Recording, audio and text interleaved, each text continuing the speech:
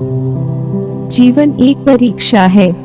यहाँ पर हम अपने कर्मों के आधार पर फल प्राप्त करते हैं। इसलिए अच्छे कर्म करो और अच्छे फल प्राप्त करो। ईश्वर हर जगह है, वह हर चीज में है। इसलिए हर किसी के प्रति दया और प्रेम से रहो। ज्ञान ही सबसे बड़ा बल है। इसलिए ज्ञान प्राप्त करो और अपने जीवन को सफल बनाओ। सत्य ही एकमात्र मार्ग है। झूठ से हमेशा दूर रहो। अध्यात्म जीवन का अंतिम लक्ष्य है।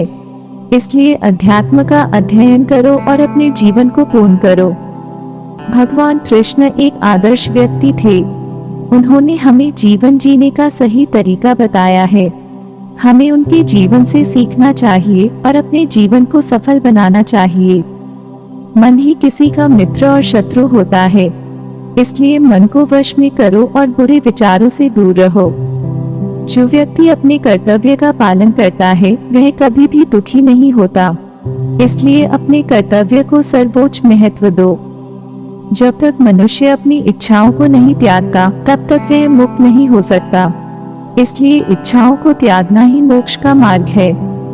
दुनिया में कुछ भी स्थिर नहीं है, सब कुछ बदलता रहता है। इसलिए जो कुछ भी हो रहा है उसे स्वीकार करो और आगे बढ़ो। जीवन एक खेल है, इसमें जीत और हार दोनों होती हैं। इसलिए हार से घबराना नहीं चाहिए और जीत का जश्न मनाना नहीं चाहिए। समय सबसे कीमती चीज है। इसलिए समय का सदुपयोग करो और अपने जीवन को सफल बनाओ। अज्ञानी व्यक्ति को ज्ञान का मार्ग दिखाओ और मूर्ख को बुद्धि का मार्ग दिखाओ। दूसरों को खुश करने के लिए खुद को दुखी मत करो। अपनी खुशी के लिए दूसरों पर निर्भर मत रहो। अपने जीवन का लक्ष्य निर्धारित करो और उस लक्ष्य को प्राप्त करने के लिए कड़ी मेहनत करो।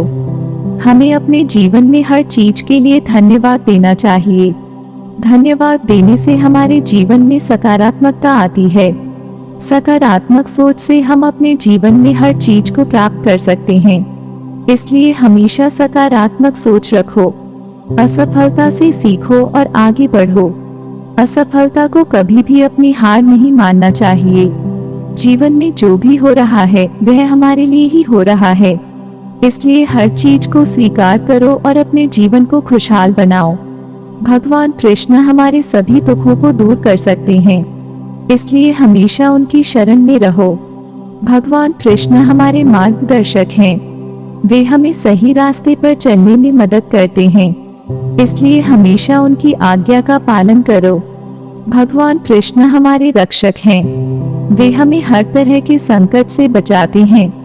इसलिए हमेशा उन पर भरोसा करो। भगवान कृष्ण हमारी आत्मा में रहते हैं। वे हमें हमेशा सही मार्गदर्शन करते हैं। इसलिए हमेशा उनकी उपस्थिति महसूस करो।